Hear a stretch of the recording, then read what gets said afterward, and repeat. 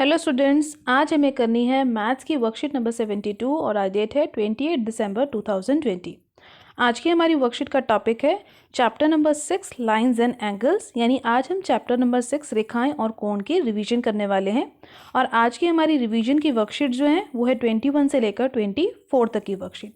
आज की वर्कशीट भी हम इंग्लिश मीडियम और हिंदी मीडियम साथ साथ में करेंगे, तो आपने ध्यान से समझना है और क्वेश्चंस को सॉल्व करना है। तो चलो स्टार्ट करते हैं क्वेश्चन नंबर 1 से।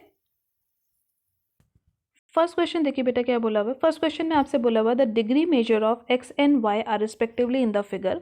यानी जो चित्र हमें दिया गया है इसमें एक्स और वाई का मान हमें ज्ञात करके बताना है।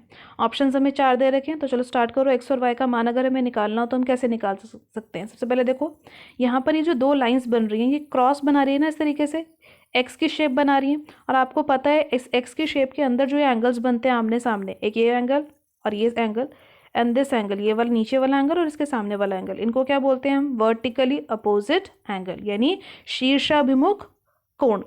यह कोण आपस में बराबर होते हैं, वर्टिकली अपोजिट एंगल आपस में इक्वल होते हैं ना। तो यही हमें प्रॉपर्टी को यहाँ यूज करके इस क्वेश्चन को सॉल्व करना है। तो चलो स्टार्ट करो फटाफट से। हम क्या लिख लेंगे, 80 डिग्री और जो मेरा वाई है वो दोनों तो इक्वल ही होंगे। क्यों इक्वल होंगे? Because they are vertically opposite angle. तो ऐसे बेटा हमारा वाई एंगल जो है उसका वैल्यू आ जाएगी 80 डिग्री, जिसको कि हमने लिख दिया शीर्षाभिमुख कोण बराबर होते हैं, तो वाई की वैल्यू आ गई। अब इसके बाद हमें एक्स की वैल्यू निकालनी थी। तो ध्यान से देखो डायग्राम में ये जो एक स्ट्रेट लाइन बन रही है, एक सीधी लाइन बन रही है, इसी के ऊपर बन रहे हैं ना ये दोनों कोण, 80 डिग्री भी और ये एक्स भी। तो ये आपस में क्या बना देंगे, ये बना देंगे लीनियर पेयर। तो 80 डिग्री और एक्स को जब हम जोड़ेंगे तो बराबर आ जाएगा 180 के। अब एक्स की वैल्यू निकालनी हो तो इस 80 को कहाँ जाना पड़ेगा, इस 180 के पास। तो एक्स इज इक्वल टू हम क्या लिख देंगे, 180 डिग्री माइनस 80 डिग्री और एक्स की वैल्यू हमारी आ जाएगी 100 डिग्री। तो दोनों वैल्यूज आ गई हमारी, एक्स भी एंड वाई भी। अब आंसर मैच करो फटाफट से। कौन सा ऑप्शन क्लिक करेंगे हम यहाँ पे, जहाँ पर एक्स की वैल्यू हमारी 100 आ रही हो, यानी पहली वैल्यू 100 हो, क्योंकि यहाँ पर एक्स एंड वाई लिखा था, और दूसरी वैल्यू 80 हो। तो देखो यहाँ पर एक्स की वैल्यू कहाँ है, बी पार्ट में, तो हम बी पार्ट को करेक्ट कर देंगे। अब इसके बाद हम स्टार्ट करते हैं क्वेश्चन नंबर 2। सेकेंड क्वेश्चन देखिए बेटा, इसके बाद क्या बोला हुआ है, in the figure A B is parallel to C D and we have to find the value of x plus y. यानी दिए गए चित्र में ए बी और सी डी समांतर रेखाएं हैं और हमें ज्ञात करना है कि एक्स जमा वाई का मान क्या होगा। तो डायग्राम देखो यहाँ मैंने दोबारा रीड्रॉ करा हुआ है। आपको दे रखा है ये पूरी लाइन ए बी जो नीचे बनी हुई है और ये पूरी लाइन सी डी आपस में पैरेलल है, यानी कि समांतर है। अब हमें एक्स और वाई का मान ज्ञात करना है। तो देखो ध्यान से डायग्राम में, ये अगर मैं एक्स को देखूँ अपने डायग्राम में और 40 डिग्री वाले कोण को देखूँ तो ये जेड बना रहे हैं ना, आपस में जेड बन रहा है। और जेड बनने वाले कोण क्या होते हैं, एकांतर अंत्य कोण, या जिसको हम बोलते हैं ऑल्टरनेट इंटीरियर एंगल। तो यानी एक्स की वैल्यू और ये मेरी 40 डिग्री जो वैल्यू है दोनों सेम हो जाएगी। इसी तरीके से दूसरी साइड पर देखो, यहाँ पर एक उल्टा जेड बन रहा है, इस तरीके से बन रहा है ना, जिसके अंदर ये वाई आ रहा है और 60 डिग्री आ रहा है, यानी वाई की वैल्यू भी 60 डिग्री हो जाएगी। और रीजन क्या होगा, alternate interior angles are equal, यानी एकांतर अंत्य कोण आपस में बराबर होते हैं यदि दो दी गई रेखाएं समांतर रेखाएं हो, यानी पैरेलल लाइंस हो। तो एक्स और वाई की वैल्यू आ गई। अब इसको हमने ऐड भी कर दिया, तो 40 + 60 विल बी 100। तो कौन सा ऑप्शन करेक्ट हो गया, सी ऑप्शन जो है हमारा करेक्ट आंसर हो गया। अब इसके बाद हम स्टार्ट करते हैं क्वेश्चन नंबर 3। थर्ड क्वेश्चन देखो बेटे, इसके बाद क्या बोला हुआ है, if two parallel lines are intersecting by are transversal then the interior angles on the same side of transversal are dash. तो आपको प्रॉपर्टी याद है ना, अगर दो पैरेलल लाइंस हो और उसको एक ट्रांसवर्सल काट दे तो जो इंटीरियर एंगल यानी एक अंतः कोण होते हैं वो एक ही तरफ बनने वाले, तिर्यक रेखा के एक ही तरफ बनने वाले जो ये दोनों कोण हैं, इन दोनों का योग यानी इन दोनों का सम कितना होता है, इन दोनों का सम होता है 180 डिग्री, जिसको हम बोलते हैं सप्लीमेंट्री और हिंदी में बोलते हैं संपूरक। तो एक बार इस क्वेश्चन को हिंदी मीडियम में भी देख लेते हैं। हिंदी मीडियम में देखिए क्या लिखा हुआ है, यदि दो समांतर रेखाएं एक तिर्यक रेखा से काटी जाएं तो तिर्यक रेखा की एक ही ओर बनने वाले एकांतर अंत्य कोणों को हम क्या बोलते हैं। तो अभी मैंने आपको बताया इन दोनों का योग होता है 180 डिग्री, जिसको हम बोलते हैं संपूरक कोण, और इंग्लिश में हमने पढ़ लिया इसको क्या बोलते हैं, सप्लीमेंट्री एंगल्स। तो आप सी पार्ट को मार्क कर लेंगे। इसके बाद हम स्टार्ट करते हैं क्वेश्चन नंबर 4।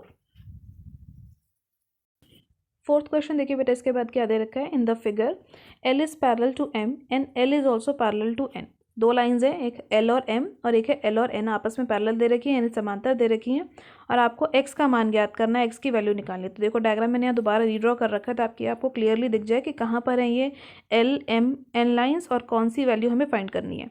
तो देखो ये वाला जो एंगल है ये हमें 2x दे रखा है, ये एंगल हमें 4x दे रखा है, और हमें फाइंड करवानी है एक्स की वैल्यू। तो सबसे पहले हम लिख लेते हैं हमें कौन कौन सी लाइन पैरेलल दे रखी थी।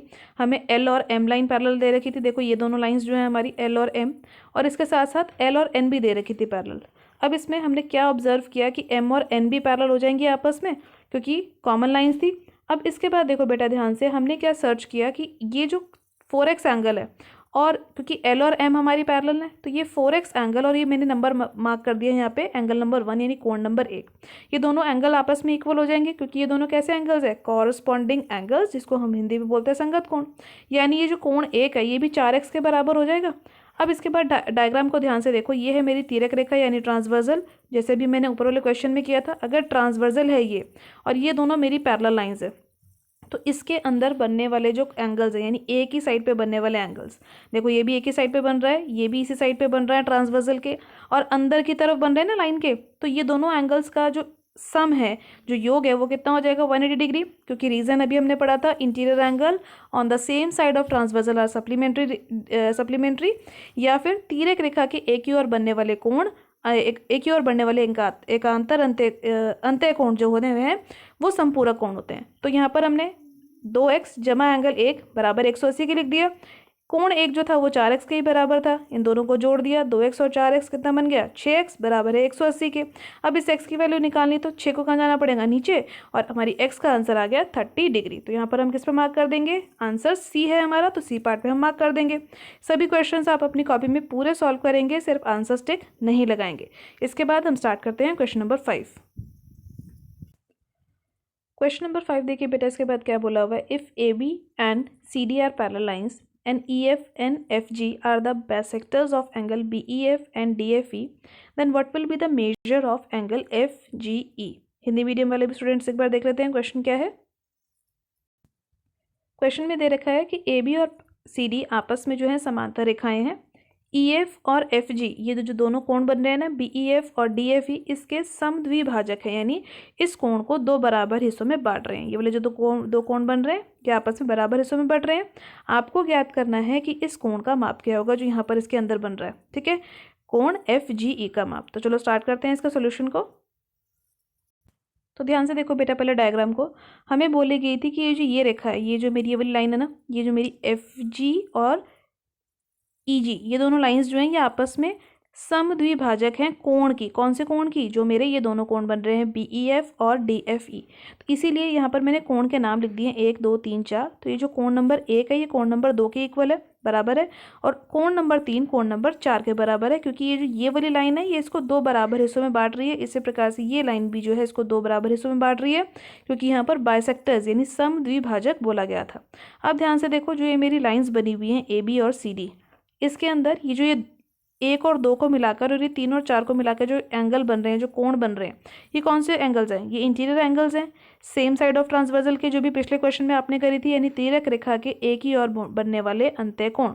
इन दोनों कोण यानी इन दोनों एंगल्स का सम कितना होगा 180 डिग्री। अभी आपने पढ़ा था, तो मैंने लिख दिया यहाँ पे BEF और EFD ये दोनों जो एंगल हैं, देखो BEF डायग्राम में और EFD ये दोनों एंगल्स का सम 180 हो गया। अब इसके बाद एंगल जो BEF था ये किससे मिलकर बना था, एंगल 1 और एंगल 2 से, और EFD किससे मिलकर बना था 3 और 4 से, तो वही मैंने लिख दिया। अब इसके बाद हमें ये भी पता है कि एंगल 1 और 2 आपस में इक्वल हैं, 3 और 4 आपस में इक्वल हैं। क्यों इक्वल हैं, क्योंकि ये बाइसेक्टर्स हैं, क्योंकि समद्विभाजक इसको हम बोलते हैं। तो इसीलिए देखो, अब मुझे कौन सा एंगल चाहिए, मुझे इस ट्राइंगल के 3 एंगल चाहिए। जो यहाँ पे सेंटर में आप ये ट्राइंगल देख रहे हो ना, इसमें एंगल 1 है, 3 है और एक ये वाला एंगल है। तो 2 और 4 मुझे नहीं चाहिए था, इसलिए मैंने 2 की जगह पर 1 लिख दिया, क्योंकि 1 और 2 इक्वल थे, और मैंने 4 की जगह पर भी 3 लिख दिया, क्योंकि 3 और 4 भी इक्वल थे। अब इससे क्या होगा, 1 2 टाइम्स आ गया और 3 भी 2 टाइम्स आ गया, तो मैंने यहाँ लिख दिया 2 टाइम्स ऑफ एंगल 1 और 2 टाइम्स ऑफ एंगल 3। अब 2 दोनों के पास था तो मैंने कॉमन ले लिया, और मेरे को यहाँ पर क्या मिल गया, एंगल 1 + 3 का सम मिल गया 180 डिग्री। अब 2 कॉमन लेने का मतलब, ये 2 जब 180 के नीचे जाएगा तो 90 बचेगा ना। देखो 180 के नीचे जब इस 2 को लिख देंगे, यहाँ लिखा हुआ था, तो जब सॉल्व करेंगे तो 90 बन जाएगा, यानी 1 + 3 का सम आ गया 90 डिग्री। अब इसके बाद ध्यान से देखो, ये जो ट्राइंगल यहाँ बीच में बन रहा है सेंटर में ये वाला, इस ट्राइंगल के 3 एंगल कौन कौन से, एंगल 1, एंगल 3 और एंगल FGE जो हमें फाइंड करवाना है। और 1 और 3 का सम ऑलरेडी 90 डिग्री है, तो देखो उसकी जगह पर 90 पुट कर दिया 1 + 3 की जगह पर। FGE ऐसे ही लिखा, 180 भी ऐसे ही लिखा। अब 90 कहाँ चला जाएगा, 180 के पास माइनस होने के लिए। तो एफ जी की वैल्यू कितनी आ गई 90 डिग्री। तो यानी कौन सा ऑप्शन करेक्ट है हमारा, B part is the correct option. और पूरा क्वेश्चन आप कॉपी में सॉल्व करेंगे, सिर्फ टिक नहीं लगाएंगे, ठीक है। इसके बाद हम स्टार्ट करते हैं क्वेश्चन नंबर 6। क्वेश्चन नंबर 6 देखिए बेटा, इसके बाद क्या बोला हुआ है। क्वेश्चन नंबर 6 में अगेन हमें पैरेलल लाइन दे रखी है एल और एम, और हमें वाई की वैल्यू निकालनी है। यानी एल और एम हमें समांतर रेखाएं दे रखी है और वाई का मान हमें ज्ञात करना है। डायग्राम को ध्यान से देखो, ये है मेरी एल लाइन ये पूरी, और ये है मेरी एम लाइन, ठीक है। ये है एल और एम रेखा और आपस में कैसी हैं, पैरेलल यानी समांतर। अब मुझे वाई की वैल्यू निकालनी है, तो ध्यान से देखो, वाई की वैल्यू निकालने के लिए मैंने पहले क्या किया, ये 60 डिग्री यानी 60 डिग्री का कोण, और यहाँ मैंने कोण नंबर 1 और इसके साथ वाले कोण को कोण नंबर 2 लिख दिया। तो 60 डिग्री यानी 60 डिग्री वाला कोण और ये जो 1 नंबर कोण है, ये दोनों कोण आपस में कैसे कोण है, ये कोण है हमारे कॉरस्पॉन्डिंग एंगल्स यानी संगत कोण। तो यानी एंगल 1 और 60 डिग्री दोनों इक्वल हो जाएंगे। तो एंगल 1 की वैल्यू मेरे पास यहाँ से आ गई 60 डिग्री की। अब एंगल 1 और एंगल 2 आपस में क्या बना रहे हैं, एक रैखिक युग्म यानी कि लीनियर पेयर। तो एंगल 1 + 2 का सम 180, यहाँ से मैं एंगल 2 की वैल्यू निकाल सकती हूँ। 60 डिग्री को इधर लेकर आएंगे, माइनस करेंगे, तो एंगल 2 की वैल्यू आ जाएगी मेरी 120 डिग्री। अब देखो ध्यान से, ये जो ट्राइंगल यहाँ पर एक छोटा सा बन रहा है, ये ट्राइंगल देख रहे हो ना आप, इस ट्राइंगल में जो तीनों एंगल्स है, वाई एंगल 25 डिग्री और ये एंगल नंबर 2, इन तीनों एंगल्स का सम कितना होगा 180 डिग्री, क्योंकि ट्रायंगल के 3 एंगल्स का सम 180 होता है। अब एंगल 2 की वैल्यू यहाँ डाल दो जो हमने फाइंड की थी 120 डिग्री। तीसरा एंगल 25 तो दे ही रखा है और y की वैल्यू हम फाइंड कर सकते हैं, दोनों को ऐड कर दो, 120 और 25 145 आ जाएगा। अब 145 को 180 के पास ले जाओ, माइनस हो जाएगा, तो y की वैल्यू आपके पास इजीली कितनी आ जाएगी 30 डिग्री। तो कौन सा ऑप्शन आपका करेक्ट आ गया यहाँ पे, डी पार्ट पर आप टिक कर दोगे। इसके बाद हम स्टार्ट करते हैं क्वेश्चन नंबर 7। क्वेश्चन नंबर 7 देखिए बेटा, इसके बाद क्या बोला हुआ है, in the figure find the value of x। जो आपको चित्र यहाँ दिया गया है उसमें आपको x का मान ज्ञात करना है। तो डायग्राम को ध्यान से देखो, पहले x जो है यहाँ पर बाहर बन रहा है, यानी एक एक्सटीरियर एंगल के जैसे बन रहा है, जैसे कि एक ट्रायंगल में होता है। तो 100 के साथ वाला इस एंगल को अगर मैं एंगल नंबर 1 मार्क कर लेती हूँ, तो 100 डिग्री यानी 100 डिग्री और एंगल 1 दोनों लीनियर पेयर बना रहे हैं ना, देखो एक ही लाइन पे दो एंगल बन रहे हैं, तो लीनियर पेयर यानी रैखिक युग्म हो जाएंगे। और कोण 1 यानी एंगल नंबर 1 की वैल्यू आ जाएगी, 100 को आप ले आओ इधर 180 के पास, माइनस कर देंगे तो एंगल 1 की वैल्यू आ जाएगी 80 डिग्री। अब ध्यान से देखो, ये जो एक्स एंगल बाहर की तरफ बन रहा है ट्रायंगल पे, इस लाइन पे, इस एंगल के साथ वाले एंगल को छोड़ के जो बाकी के अंदर ट्रायंगल के एंगल्स हैं, उन दोनों एंगल्स को अगर हम ऐड कर दें तो वो एक्स के इक्वल हो जाएगा। यही प्रॉपर्टी होती है हमारी exterior angle property of triangle, यानी त्रिभुज के बाह्य कोण की जो गुण होता है वो यही गुण होता है कि त्रिभुज का बाह्य कोण यानी एक्सटीरियर एंगल अंदर ट्रायंगल के जो दोनों अपोजिट एंगल बनते हैं, इंटीरियर अपोजिट एंगल, उनके दोनों के सम के इक्वल होता है। यानी आपको याद रखना है कि ट्रायंगल की अगर एक साइड को आगे की तरफ खींच दिया जाए तो जो एंगल यहाँ बाहर बनता है, ठीक है, ये बाहर बनने वाला एंगल ट्रायंगल के अंदर बनने वाले दोनों एंगलों के सम के इक्वल होता है। जो इस एंगल के साथ में एंगल बन रहा है ना, उस एंगल को आपने छोड़ देना है, और जो बाकी के दोनों एंगल्स बन रहे होंगे उन दोनों का सम निकालना है और इस एक्सटीरियर एंगल के इक्वल कर देना है। तो यही प्रॉपर्टी देखो यहाँ हमने अप्लाई करी। एक्स एंगल किसके इक्वल आ जाएगा 1 + 60 के, 1 की वैल्यू भी आपने 80 निकाल ली, 60 ऑलरेडी दे रखा था, तो एक्स की वैल्यू कितनी आ गई 40 डिग्री। यही हमें फाइंड करना था, 140 आ गया आंसर। तो बी पार्ट को आप करेक्ट ऑप्शन मार्क कर दोगे। इसके बाद हम स्टार्ट करते हैं क्वेश्चन नंबर 8। नेक्स्ट क्वेश्चन देखिए बेटा, क्वेश्चन नंबर 8 क्या है, prove that vertically opposite angles are equal. यानी हमें सिद्ध करवाना है इसमें कि शीर्षाभिमुख कोण आपस में एक समान होते हैं।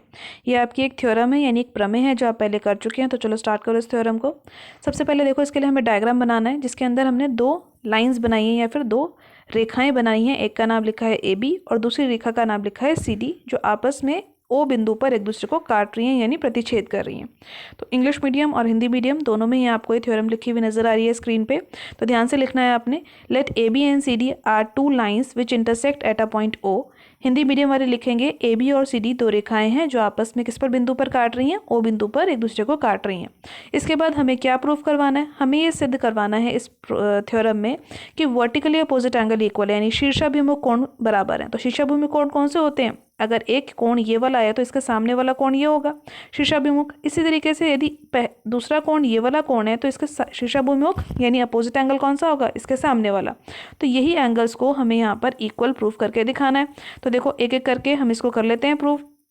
तो सबसे पहले हमने लिख दिया कि हमें प्रूफ करवाना है AOD बराबर है BOC के और इसी के साथ साथ AOC बराबर है DOB के। तो ये हमें सिद्ध करवाना है, यानी टू प्रूफ का पार्ट है। अब इसके बाद हम प्रूफ स्टार्ट करते हैं। यहाँ पर हमने लिखा है कि सिंस रे OD stand on a line AB। देखो ध्यान से, ये जो OD रे है ये AB के ऊपर स्टैंड कर रही है ना, इसी के ऊपर स्टैंड कर रही है ना, इसके ऊपर खड़ी हुई है। किरण OD रेखा AB पर खड़ी है। तो जो दो एंगल्स इस पे ये बन रहे हैं, यानी एक ये वाला एंगल AOD और इसके साथ बनने वाला ये वाला एंगल, ये दोनों आपस में कैसे होंगे? ये होंगे लीनियर पेयर, या फिर जिसको हम बोलते हैं रैखिक युग्म, या फिर समपूरक कोण भी बोल सकते हैं। तो AOD जमा DOB का जो योग है, यानी जो सम है, वो 180 डिग्री हो जाएगा लीनियर पेयर की वजह से। इसी तरीके से बेटा जो OA रे है, यानी OA, ये देखो ध्यान से, ये वाली जो OA रे थी ये इस लाइन के ऊपर भी तो सीधी खड़ी है। तो ध्यान से देखो, ये जो दोनों एंगल बन रहे हैं, ये वाला एंगल और एक ये नीचे वाला एंगल, इन दोनों का जो सम है वो भी 180 डिग्री हो जाएगा। क्यों हो जाएगा? क्योंकि ये भी लीनियर पेयर बन रहे हैं। तो AOD और AOC इन दोनों का सम भी 180 डिग्री हो गया लीनियर पेयर की वजह से। पहले वाली जो इक्वेशन थी उसको मैंने नंबर 1 मार्क किया, दूसरे वाली को देखो नंबर 2 मार्क किया है। अब इन्हीं दोनों को हमने जोड़ के इन्हीं दोनों को बराबर कर देना है। क्यों बराबर कर रहे हैं? क्योंकि ये दोनों ही 180 के बराबर हैं, तो ये दोनों भी तो आपस में बराबर हो जाएंगी। तो देखो यहाँ पर AOD प्लस DOB बराबर आ गया AOD प्लस AOC के। हिंदी मीडियम वाले स्टूडेंट भी देख सकते हैं, 1 और 2 को हल करने पर हमें यही समीकरण यानी यही इक्वेशन मिलेगी। अब ध्यान से देखो, दोनों ही तरफ AOD और इधर भी लिखा था AOD, तो दोनों ही तरफ AOD लिखे थे तो कट जाएगा। क्या बचेगा हमारे पास? DOB बराबर है AOC के। आगे हमारे पास आधा हिस्सा है, यानी पहला भाग आ गया ना हमारे पास, DOB बराबर है AOC के। तो एक कोण तो हमें मिल गया। अगर इसी तरीके से मैं इसी डायग्राम में बाकी के पार्ट्स को भी प्रूव कर लेती तो मेरा सेकंड पार्ट भी आ जाता है। इसका मतलब देखो, अभी मैंने क्या लिया था, अभी मैंने इस वाली लाइन को लिया था ना, और एक इस लाइन को लिया था। अब नेक्स्ट टाइम जो मैं प्रूव करूं तो मैं इन दोनों लाइन को छोड़ के नीचे वाली लाइन को ले सकती हूँ। यानी मैं ये कह सकती हूँ कि ये जो OC रे है ये इसके ऊपर खड़ी हुई है और OB जो है वो भी इसके ऊपर खड़ी हुई है। तो अगली बार मैं इन दोनों एंगल का जो सम है, यानी इन दोनों का योग 180 लिख दूंगी। इसी के साथ साथ इस कोण का और इस कोण का योग भी 180 लिख दूंगी। तो मेरे पास ये दोनों कोण बचेंगे और वो दोनों बराबर हो जाएंगे। लेकिन उसको हल करवाने की ज़रूरत नहीं है, प्रूफ करवाने की ज़रूरत नहीं है। उसको हम लिख सकते हैं कि similarly it can be proved. अतः हम इसी तरीके से इसको भी सिद्ध कर सकते हैं कि AOD और BOC बराबर हो जाएंगे। तो इस प्रकार हमने ये थ्योरम सॉल्व कर ली है। आप इसको ध्यान से अपनी कॉपी में सॉल्व करेंगे, डायग्राम ठीक बनाएंगे। इसके बाद हम स्टार्ट करते हैं क्वेश्चन नंबर 9। 9th क्वेश्चन देखिए बेटा, इसके बाद क्या बोला हुआ है? The angles of a triangle are x minus 40 degree, x minus 20 degree and x/2 minus 10 degree. आपको बताना है x की वैल्यू क्या होगी और ट्राइंगल के तीनों एंगल्स की वैल्यू क्या होगी। यानी किसी त्रिभुज के तीनों कोण का जो माप है वो इस तरीके से दे रखा है, x minus 40 degree, x minus 20 degree, x/2 minus 10 degree. आपको x का मान ज्ञात करना है और त्रिभुज के तीनों कोणों का मान भी आपको ज्ञात करना है। तो यदि ये तीनों ही जो वैल्यूज़ दे रखी हैं, अगर ये तीनों वैल्यू त्रिभुज के 3 कोण है, तो इन तीनों वैल्यूज़ का सम कितना होगा? इन तीनों को जोड़ने पे मुझे कितना प्राप्त होगा? 180, because this is the angle sum property of triangle, जिसको हम हिंदी में बोलते हैं त्रिभुज के तीनों कोणों का योग। अब ध्यान से इसको कैलकुलेट करना है आपने। x वाली वैल्यूज़ को सबको एक साथ लिख लो और जो नंबर्स है उसको सबको एक साथ लिख लो। तो देखो -40, -20 और -10 मैंने तीनों एक साथ लिख लिए। x और x/2 को एक साथ लिख लिया। 2x जुड़कर 2x बना देंगे प्लस x/2। अब तीनों ही नंबर, ये जो 40, 20 और 10 थे, देखो ये जो तीनों नंबर है ये तीनों ही माइनस के थे ना, तो ये जुड़ जाएंगे। कितना आ जाएगा? 70 बन जाएगा। अब ये 70 अगर 180 के पास जाएगा तो जुड़ जाएगा वहाँ पे। और 2x जमा x/2 जो था उसका आप एलसीएम ले लो। एलसीएम लेने का मतलब नीचे पूरे के नीचे 2 आ जाएगा, या फिर आप इसको इसके नीचे 1 लिख दो और क्रॉस में मल्टीप्लाई कर दो, यानी इस 2 की मल्टीप्लाई इससे कर दो और इस 1 की मल्टीप्लाई इससे कर दो। तो 2 2 4x और ये 1 x से मल्टीप्लाई हुआ तो बन गया 1x और नीचे तो 2 आ ही गया। ठीक है, तो 4 + 1 5x/2 और इसको भी आप जोड़ दोगे तो 250 यानी 250 बन जाएगा ये। अब ये जो मेरे पास इक्वेशन आ गई इसको सॉल्व करके मुझे x मिल जाएगा। तो यहाँ से मुझे इस x की वैल्यू निकालनी है ना, तो ये 5/2 उधर जाके क्या बन जाएगा? 2/5। अब 5 1 5, 5 5 से 25 और एक 0 लगा था साथ में लगा दिया, तो x की वैल्यू मेरे पास कितनी आ गई? 100 डिग्री आ गई। अब आपको यही क्वेश्चन फिनिश नहीं करना, आपको बोला था एंगल्स ऑफ द ट्राइंगल भी निकालने हैं, यानी त्रिभुज के तीनों कोणों की वैल्यू भी आपको फाइंड करनी है। तो चलो वो भी फाइंड कर लेते हैं अब। तो अब देखो एक एक करके हमें वैल्यू पुट करनी है x की। जो 100 डिग्री थी, जो तीनों एंगल्स हमें दे रखे थे। पहला एंगल था हमारा x माइनस 40 डिग्री, तो 100 माइनस 40 कर देंगे 60 डिग्री आ जाएगा। सेकेंड एंगल था x माइनस 20 डिग्री, तो 100 माइनस 20 कर देंगे तो 80 डिग्री हमारा आंसर आ जाएगा। थर्ड एंगल था हमारा x/2 माइनस 10 डिग्री, तो x/2 का मतलब 100/2, 100/2 का मतलब 100 का हाफ कर दो, आधा कर दो 50, और 50 में से 10 माइनस कर देंगे तो आ जाएगा 40 डिग्री। तीनों एंगल्स आ गए। अब इसको चेक भी आप कर सकते हो कि आपके जो तीनों एंगल्स की वैल्यू आई ये करेक्ट आई या नहीं आई, यानी इन तीनों एंगल्स को टोटल करो, यानी इन तीनों एंगल्स का सम करो। अगर आपका आंसर इन तीनों को ऐड करके 180 आ रहा है तो यानी आपके आंसर बिल्कुल ठीक है। तो करके देखो, 60 + 40 100, 100 में 80 ऐड करोगे तो 180, यानी हमारे तीनों एंगल्स की वैल्यू बिल्कुल करेक्ट आई है। इसके बाद हम स्टार्ट करते हैं आज की वर्कशीट का last question, question number 10। Question number 10 देखिए बेटा क्या बोला हुआ है। In the given figure L line is parallel to M and L and M are the bisectors of angle ATQ and TUS. Prove that PQ is parallel to RS. Hindi medium में लिखा हुआ है L और M आपस में समांतर रेखाएं हैं। L और M क्रमशः एंगल ATQ और TUS के समद्विभाजक भी हैं और हमें सिद्ध करना है कि PQ और RS आपस में समांतर हैं। तो डायग्राम को ध्यान से देखना है कि हमारी जो ये दोनों लाइन है L और एक लाइन M, ये दोनों आपस में समांतर दे रखी हैं और जो PQ और RS है इसको हमें सिद्ध करवाना है कि ये समांतर होगी। L और M जो लाइन है ये समांतर यानी पैरेलल होने के साथ साथ ये लाइन दिख रही है ना आपको, ये लाइन पैरेलल होने के साथ साथ इस पूरे एंगल को और इस पूरे एंगल को दो बराबर हिस्सों में भी बांट रही है, क्योंकि ये बाइसेक्टर है यानी समद्विभाजक है। यानी ये वाला हिस्सा कोण का और ये वाला हिस्सा बराबर है और इसी तरीके से कोण का ये हिस्सा और ये हिस्सा आपस में बराबर है। आपको प्रूव करवाना है कि ये PQ लाइन और ये RS लाइन आपस में पैरेलल है। तो सबसे पहले हम गिवन लिखते हैं कि 2 straight lines PQ and RS cut by a transversal AB and at T and U respectively, and L and M are the bisectors of corresponding angle ATQ and TUS. यही हमें क्वेश्चन में दे रखा था।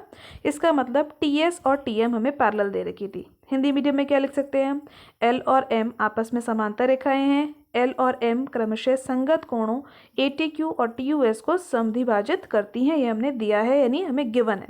अब हमें सिद्ध क्या करवाना है, हमें प्रूफ क्या करवाना है कि PQ और RS आपस में पैरेलल है। तो देखो हम कैसे प्रूफ करवाएंगे इसको, ध्यान से देखना बेटा। ये लाइन और ये लाइन आपस में पहले से पैरेलल है ना, इसका मतलब इसके ऊपर ये जो ये वाला कोण बन रहा है और इसके ऊपर ये जो ये वाला कोण बन रहा है, ये आपस में कैसे कोण होंगे, संगत कोण यानी कि कॉरस्पॉन्डिंग एंगल्स। तो ये दोनों एंगल इक्वल हो जाएंगे। तो देखो इस एंगल का नाम क्या है ATL और यहाँ से इस एंगल का नाम क्या है TUM। तो ये दोनों देखो एंगल मैंने इक्वल लिख दिए, ATL = TUM, क्योंकि ये क्या है कॉरस्पॉन्डिंग एंगल यानी कि संगत कोण। अब इसी इक्वेशन में अगर मैं दोनों तरफ 2 से मल्टीप्लाई कर दूं, देखो दोनों तरफ मैंने 2 से मल्टीप्लाई करा है। हिंदी मीडियम और इंग्लिश मीडियम दोनों का सॉल्यूशन हम साथ साथ में देख रहे हैं, कंफ्यूज नहीं होना, ध्यान से समझना है आपने।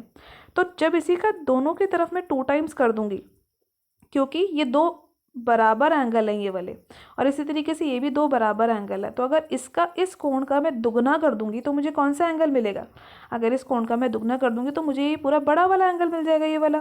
इसी तरीके से अगर इस कोण का मैं दुगना कर दूंगी तो मुझे कौन सा एंगल मिल जाएगा, ये पूरा बड़ा वाला एंगल। तो यानी मेरे पास क्या आ जाएगा, ATQ बराबर है TU। अब ये ATQ और TUS एंगल ये कौन सी लाइन के ऊपर बन रहे हैं, ये बन रहे हैं मेरे PQ और RS के ऊपर।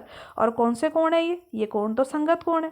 तो इसीलिए क्योंकि संगत कोण अपने आप बराबर आ गए, इसीलिए मेरी जो PQ भुजा है यानी जो PQ रेखा है और RS रेखा है वो आपस में समांतर हो जाएंगी। तो हम इसको लिख देंगे, दस transversal AB cuts 2 lines PQ and RS at T and U such that the corresponding angles are equal. So by the corresponding angle axiom हमारे पास क्या आ जाएगा, PQ will be parallel to RS। ठीक है, हिंदी मीडियम वाले भी इस तरीके से लिखेंगे, तिर्यक रेखा AB और PQ और RS को T और U पर प्रतिच्छेद करती है और हमारे पास कोण भी आ रहे हैं कि ये दोनों इक्वल है, जो कि संगत कोण है। तो इसीलिए अतः हम लिख सकते हैं कि PQ समांतर रेखा है RS के। तो आज की वर्कशीट में आपने कुल मिलाकर 10 क्वेश्चन यानी 10 प्रश्नों की प्रैक्टिस की है। इन सभी क्वेश्चंस को आप अपनी कॉपी में कीजिए। NCERT में इससे रिलेटेड जो भी और क्वेश्चन है उन सभी क्वेश्चंस की प्रैक्टिस जरूर कीजिएगा।